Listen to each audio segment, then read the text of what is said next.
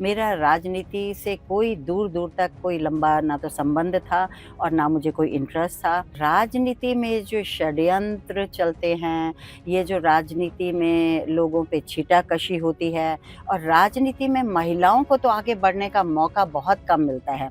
और आज तो भाजपा का ये हाल है कि पैसे का खेल चल रहा है पूरे प्रदेश में।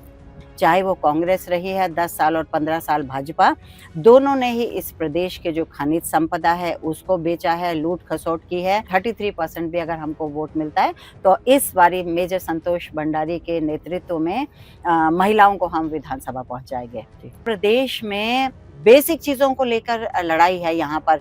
मैं हूं अनूप वाजपेयी और आज आप हमारे साथ देख रहे हैं शतरंज, सियासत के रंग, सियासत के संग। मेरे साथ एक ऐसे सियासतदान हैं जिनकी राजनीति में पारी बहुत छोटी है, बहुत कम है, लेकिन एक लंबा तजुर्बा है सेना में प्रशासनिक पदों पर रहने का। एक लंबा इतिहास कह सकते हैं उसको, लंबे तमगे हैं पहाड़ों पर चढ़ने का। तो मैं आज आपको मिलवाने जा रहा हूं मेजर संतोष भंडारी जी से, जो उत्तराखंड क्रांति दल की महिला विंग की प्रदेश अध्यक्ष हैं। संतोष जी, आपका बहुत बहुत स्वागत है। धन्यवाद। जय उत्तराखंड। संतोष जी, तो पहला सवाल ही यहीं से बनता है कि राजनीति में कैसे आ गई? देखिए, 35 बरस भारत सरकार की नौकरी करने के बाद मैं अपने रूट्स में उत्तराखंड में वापस आ गई हूँ और देश के विभिन्न राज्यों में विभिन्न एनसीसी गर्ल्स बटालियंस में नौकरी करने के बाद एज ए एडमिनिस्ट्रेटिव ऑफिसर मुझे लगा कि मेरे को अब उत्तराखंड में ही वापस आना है अपने जो मेरी जन्मभूमि है। तो 2021 में मैं रिटायरमेंट के बाद में देहरादून में सेटल हो गई हूँ। यहाँ पर मैं 3 साल का टेन्योर भी काट कर गई थी एनसीसी गर्ल्स बटालियन में 2017 से लेकर और 20 तक। तो ईश्वर ने कुछ चाहा होगा कि मैं राजनीति तो मेरा बाय चांस आप कह सकते हैं, मेरा राजनीति से कोई दूर-दूर तक कोई लंबा ना तो संबंध था और ना मुझे कोई इंटरेस्ट था। लेकिन मुझे लगता है कि महादेव ने कुछ मेरे लिए सोच रखा है कि मुझे राजनीति में आना पड़ा इस प्रदेश को बचाने के लिए। राजनीतिक सीढ़ियां चढ़ना ज्यादा मुश्किल है या पर्वतारोही के बतौर पहाड़, ऊंचे ऊंचे पहाड़ों पर फतह करना? देखिए, पहाड़ की बेटी खास हूँ। करके एक महिला के लिए। हाँ जी, मैं पहाड़ की बेटी हूँ और अपने आप को तो मैं वैसे भी हिमालयन टाइग्रेस कहती हूँ, जो कि मेरा सोशल मीडिया का पेज भी है और मैं एक पर्वतारोही हूँ, ट्रेन्ड माउंटेनियर हूँ मैं। तो मुझे लगता है कि पहाड़ चढ़ना तो बहुत आसान है और मैं तो अपने आप को वैसे भी हिमालय पुत्री भी कहती हूँ। जी। लेकिन राजनीति में जो षड्यंत्र चलते हैं, ये जो राजनीति में लोगों पे छीटाकशी होती है और राजनीति में महिलाओं को तो आगे बढ़ने का मौका बहुत कम मिलता है। लेकिन मैं ग्रेटफुल हूँ अपनी पार्टी के लिए, उत्तराखंड क्रांति दल के लिए, जिन्होंने मुझे आते ही, आप सोचिए कि मैं 2024 में ही आई हूँ और आते ही उन्होंने मेरी जो पिछला पृष्ठभूमि रही है, उसको देखते हुए मुझे उत्तराखंड क्रांति दल की केंद्रीय महिला अध्यक्ष बनाया जी। और ये मेरा सेकंड टेन्योर है। जी। तो उनको मुझ पर विश्वास है कि ये संतोष भंडारी उत्तराखंड की महिलाओं के लिए कुछ कर सकती है, जी। इसलिए मुझे ये रिस्पॉन्सिबिलिटी दी है। जी, 25 साल के उत्तराखंड में 2 दलों की बेसिकली मोटी-मोटी राजनीति रही जी, है, जी। कांग्रेस की और बीजेपी की। तो यूकेडी ही क्यों? देखिए, ये बहुत बड़ा हमारा दुर्भाग्य है कि पिछले 25 वर्ष पहले जिस दल ने इस प्रदेश के लिए लड़ाई लड़ी थी, एक बहुत बड़ा आंदोलन इस प्रदेश में हुआ था, जिसमें हज़ारों लोगों ने हिस्सा लिया और हमारी न जाने कितनी महिलाओं ने इस संघर्ष में कई वर्षों तक क्या कहते हैं ये किया, संघर्ष किया और उसके बाद इस प्रदेश में हम लोगों की पार्टी से 42 शहादतें होने के बावजूद 2 महिलाएं हमारी शहीद हुई हैं, हंसा धनाई और बेलमती चौहान जी। तो आप सोचिए कि इतना कुछ होने के बाद हमारे कुछ एमएलएज़ ज़रूर पार्टी में कुछ बरस पहले तक आते रहे हैं, लेकिन राष्ट्रीय पार्टियों का जो षड्यंत्र है, इसके बाद में जिन लोगों ने संघर्ष किया वो तो बिल्कुल पीछे आ गए हैं और 2 ही राष्ट्रीय पार्टियाँ इस प्रदेश में चलती रही और आज तो भाजपा का ये हाल है कि पैसे का खेल चल रहा है पूरे प्रदेश में। एक सवाल बहुत व्यक्तिगत सा पूछेंगे। आपने महादेव को भी क्रेडिट दिया था अपनी राजनीति में आने का जी। और बड़ा लंबा सा आपने वैष्णव तिलक लगा रखा है। हाँ जी। इसके क्या मायने हैं? मैं बीइंग अ हिंदू राजपूतानी, अपने आप को जो हम लोग सनातन धर्म को मानने वाले लोग हैं और जब तक यूनिफ़ॉर्म में थी तब तक हम लोग नहीं लगा पाते थे। जी। लेकिन अब यूनिफ़ॉर्म हैंग करने के अगले दिन से ही मैंने अपना जो हमारा ये तिलक है और ये महादेव का तिलक है, ये हमें शक्ति प्रदान करता है और चंदन, अष्टगंध तो वैसे भी आपके जो ऑरा को है वो और बढ़ाता है और हर हिंदू को, हर सनातनी को टीका ज़रूर लगाना चाहिए। जी। हमें गर्व है कि हम हिंदू हैं और हम सनातनी हैं। तो एक सवाल और पूछें यूकेडी से, आपने यूकेडी जॉइन कर रखी है। जी, यूकेडी 7% तक मैक्सिमम गई और कुछ विधायक भी उसके जीत के आए। जी। सरकार में भी एक बार थोड़ी-सी हिस्सेदारी मिली। हुँ। तो आप किस नज़रिए से देखती हैं कि यूकेडी क्यों नहीं सर्वाइव कर पाई? या आप तो अनुशासन के काम करके आई, तो क्या कहीं अनुशासन की भी कमी रही यूकेडी में, जिससे पार्टी की ये दशा हुई या कहीं कम्पीट करने में पीछे रह गई? देखिए यूकेडी के जो पुराने लोग थे वो आंदोलनकारी थे, वो राजनेता नहीं थे और उनको ये जो राजनीति के ये जो चौपड़ बोलते हैं ना, बिसात जो बिछाते हैं वो जी। बिछानी नहीं आती थी। शतरंज। शतरंज, है जी, ना? जी। तो वो शतरंज के खिलाड़ी नहीं थे हमारे पार्टी के जो पुराने लोग जी। थे, वो बहुत सीधे, सच्चे, ईमानदार लोग थे जी। और वो इनकी जो चापलूसियाँ नहीं कर पाए कह लो या जनता को उस तरह से झूठ बोलकर नहीं फुसला पाए। जी। जैसे कि राष्ट्रीय पार्टियां करती हैं जी। इस प्रदेश में। हो सकता है यही एक रीज़न रहा होगा कि ये लोग पिछड़ गए, लेकिन अब आज की जो नई उत्तराखंड क्रांति दल है, उसमें सैनिक पूरे प्रदेश से सैनिक जुड़ चुके हैं। महिलाएँ, जब से मैं इस प्रदेश में मैंने टेक ओवर किया है, हज़ारों महिलाएँ मेरे साथ आज जुड़ चुकी हैं और पूरा प्रदेश आज बदलाव चाहता है। जी। क्योंकि उत्तराखंड पूरी तरह से, जिसको कहते हैं ना कि गढ़वाली में बोलते हैं, गल-गल आ गई, गले तक आ गई है। जी। तो आज पूरा प्रदेश बहुत परेशान है और सब अब बदलाव चाहते हैं। तो कांग्रेस और बीजेपी में 19-20 किसको देखती हैं? देखिए, दोनों ही, हम तो दोनों को ही बराबर का ही ये समझते हैं कि जिन्होंने इस प्रदेश को लूटा है, चाहे वो कांग्रेस रही है 10 साल और 15 साल भाजपा, दोनों ने ही इस प्रदेश के जो खनिज संपदा है उसको बेचा है, लूट-खसोट की है और आज तो इस प्रदेश का हालत ये है कि यहाँ पर खनिज माफिया, भू माफिया, शराब माफिया, पेपर लीक माफिया, ये सब पनप रहे हैं जी। और एक जो उत्तराखंडी है आज भी अपनी जीविका के लिए जद्दोजहद कर रहा है।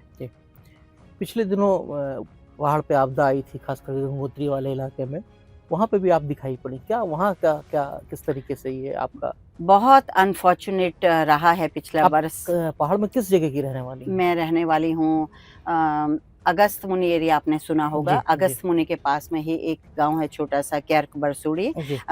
बसु केदार गांव, जहाँ की पहले भगवान केदार बसने वाले थे, उस जगह के साथ में मेरा ये गांव है, बसु केदार के पास में। मैं जी। वहाँ से रहने वाली हूँ और मेरा ननिहाल उत्तराखंड का जो सबसे बड़ा गांव है बावई, मैं जी। वहाँ की रहने वाली हूँ। जी। तो ये मेरा बैकग्राउंड है, जो मेरी जन्मभूमि है।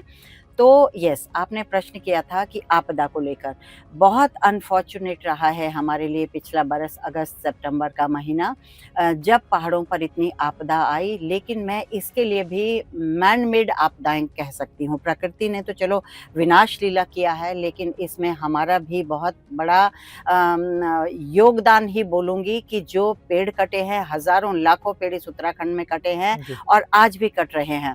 तो पर्यावरण के साथ अगर आप खिलवाड़ करेंगे तो प्रकृति कहीं न कहीं बदला ज़रूर लेती है।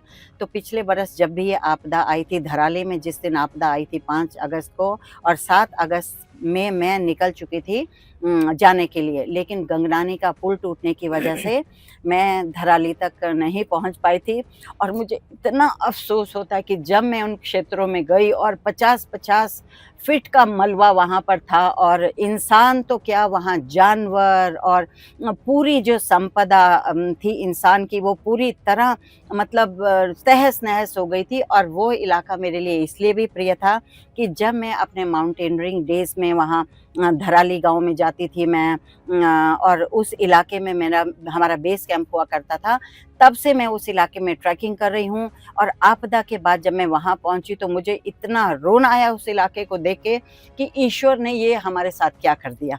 और मैं हर उस गाँव में पहुँची हूँ, चाहे वो धराली था, थराली था, चेपड़ो था, नंदा घाट था, वसु केदारथा में हर उस गाँव में पहुँची हूँ आपदा के दौरान, जी। जहाँ-जहाँ ये आपदा आई थी। क्योंकि लोग मुझे बुलाते थे, सरकार ने कुछ नहीं किया, ये न जाने 12,000 करोड़ मुझे पता चला कि सरकार से सेंट्रल गवर्नमेंट से मिले थे, लेकिन जनता तक कुछ नहीं पहुँच तो ये बहुत इन्होंने जो डिस्पैरिटी किया है लोगों के साथ में भी आपदा क्षेत्रों में, ये बहुत शर्मनाक और बहुत ही दुर्भाग्यपूर्ण है। तो हर गाँव में मैं राशन पानी और न केवल उत्तराखंड या भारत के अलग जगहों से, हिमाचल प्रदेश जहाँ मेरा पालन-पोषण हुआ है, हिमाचल प्रदेश से भी मुझे 1 ट्रक राशन का उन्होंने भेजा, जिसमें सुई धागा से लेकर, बिस्तर से लेके, बर्तन से लेके जो एक व्यक्ति को जब किसी का अगर सब कुछ बह जाए, उसमें जो चीज़ों की ज़रूरत होती है, जी। हिमाचल प्रदेश ने भी वहाँ से मुझे भेजा।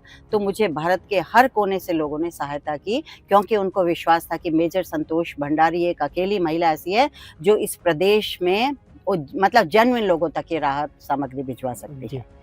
उत्तराखंड की पार्टी कहती है यूकेडी अपने को कि खालिस हमारा है, और उत्तराखंड बनाने में भी बहुत योगदान रहा है, जी। उनके नेताओं का सब कुछ रहा। जी।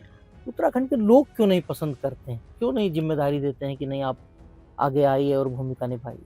देखिए, उत्तराखंड के लोग हमसे नाराज़ हैं और ये मैंने कैसे जाना कि जब अभी 2 साल पहले बाई इलेक्शन हुए थे केदारनाथ के, उस वक़्त मैं गाँव-गाँव केदार क्षेत्र में घूमी हूँ।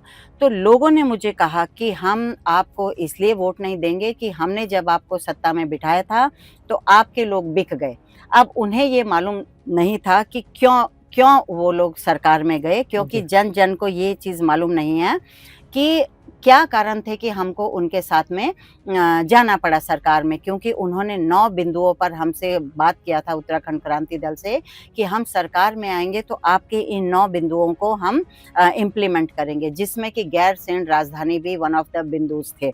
तो लेकिन जनता तो ये नहीं जानती ना, जनता को तो ये है कि हमने आपको वोट दिया और आप दल बदल कर गए। कहने जी। का मतलब लोगों ने मुझे पर्सनली कहा, जी। And I feel sorry for them also कि यस ऐसा हुआ है। लेकिन उस समय की बोलते ना कि उस वक़्त की क्या ज़रूरत थी, वो जनता को नहीं मालूम और जनता बिल्कुल नाराज़ थी। लेकिन आज हम जब गाँव-गाँव जाते हैं, हम लोगों को कहते हैं कि आपने 25 साल राष्ट्रीय पार्टियों को दे दिए, अब एक बार आप हमें भी मौका जी। दीजिए।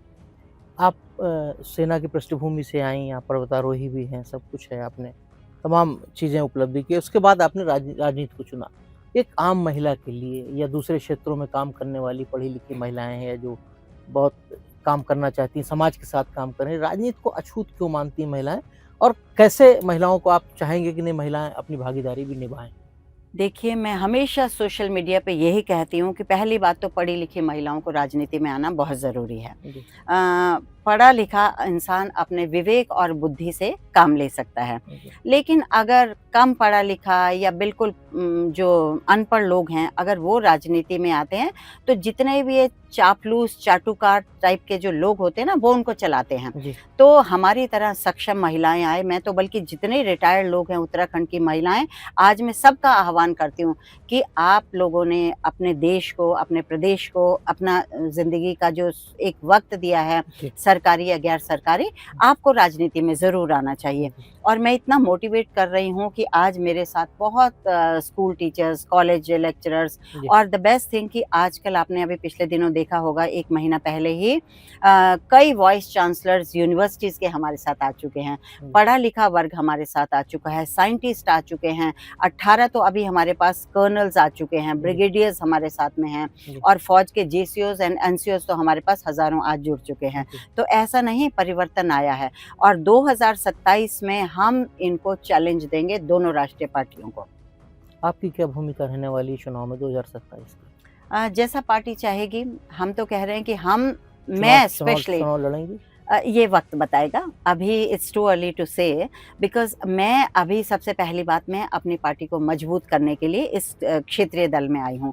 तो चुनाव लड़ना या ना लड़ना वो तो पार्टी डिसाइड करेगी, अध्यक्ष डिसाइड करेंगे और उत्तराखंड की जनता डिसाइड करेगी कि मेजर भंडारी को चुनाव लड़ना है या नहीं महिलाओं को लड़ना है। टिकट दिलाने के लिए कितनी लड़ाई यस, करेंगी? बिल्कुल, हमने अपने अध्यक्ष जी को हमने पहले भी बोल दिया है कि 33% तो वो हम डिज़र्व करते हैं, और हमारी तो बहनें ये तक कह रही हैं कि हम 50% के लिए अभी बात करेंगे कि आप 50% जेंट्स को वोट दीजिए और 50% महिलाओं को।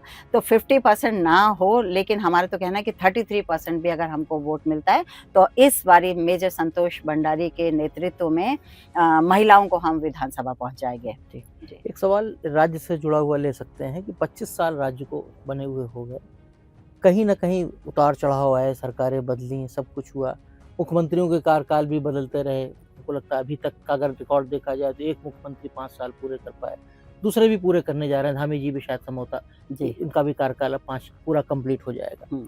स्टेट को सही दिशा में, जिस दिशा में बनाना चाहा था, ये जो निर्माण की एक विचारधारा लेके चले थे कि हमारा ऐसा राज्य होगा, हुँ। उसमें कहीं तक आप संतुष्ट हैं कि वैसा राज्य बनता हुआ दिख रहा है? बिल्कुल नहीं, मैं तो बहुत ज़्यादा दुखी हूँ कि इतनी लंबी लड़ाई लड़ने के बाद उत्तराखंड की आज की हालत हो रखी है, वो बहुत बेसिक चीज़ों के लिए हम लड़ रहे हैं। आप देखिए ना, आप किसी दिन धरना स्थल पे जाइए, देहरादून के जो है कौन सा इलाका है वो, वहाँ पर एकता विहार। एकता विहार में अगर आप जाएँगे तो वहाँ आप हैरान होंगे देखकर, 10 टेंट कम से कम वहाँ लगे हुए हैं अपनी मांगों को लेकर।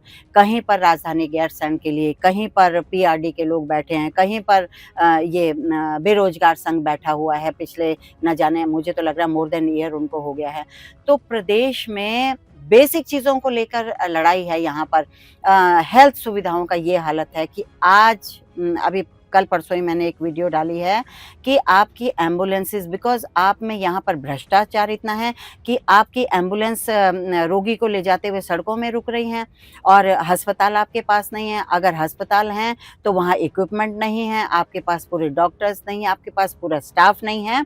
लेकिन जो राजनेता हैं, उनके भत्ते अलाउंसेस तो आप ऐसे बढ़ा रहे हैं कि मतलब उसके लिए कोई रिस्ट्रिक्शंस नहीं है।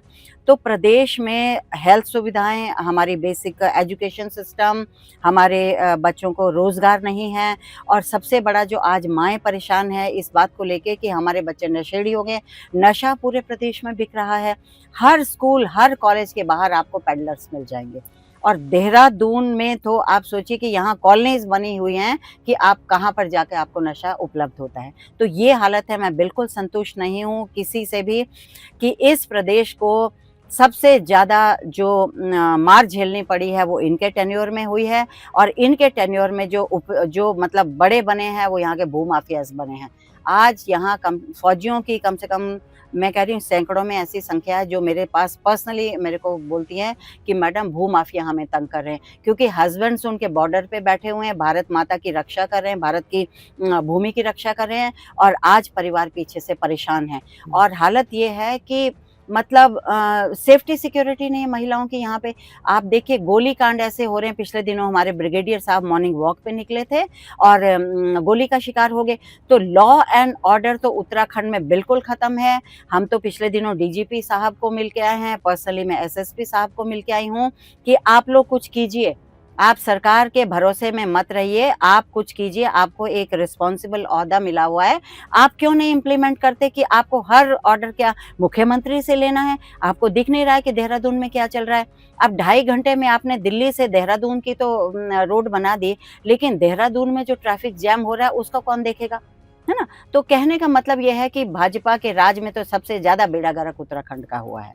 ये थी मेरे साथ मेजर संतोष भंडारी जी। मैम ने तमाम ऐसे सवाल उठे। राजनीति में भले भी बहुत कम समय हुआ हो, परिपक्व नहीं है, लेकिन जो सवालों के जवाब दिए बहुत परिपक्वता के साथ दिए। राजनीति को समझती हैं, उत्तराखंड की राजनीति को समझती हैं, दोनों पार्टियों के बारे में इनकी क्या धारणा है ये भी इन्होंने स्पष्ट किया। राज्य किस तरीके का बनना चाहिए था और आज कहाँ पे हम खड़े हैं ये भी इनकी समझ से हम लोगों ने देखा और समझा इस बात को भी। तो आपका बहुत बहुत धन्यवाद मैम। धन्यवाद, बहुत बहुत धन्यवाद। Thank you very much. अगर आप ये वीडियो YouTube पर देख रहे हैं तो हमारे चैनल को सब्सक्राइब कर बेल आइकन दबाएं और Facebook पर देख रहे हैं तो हमारे पेज को लाइक करें।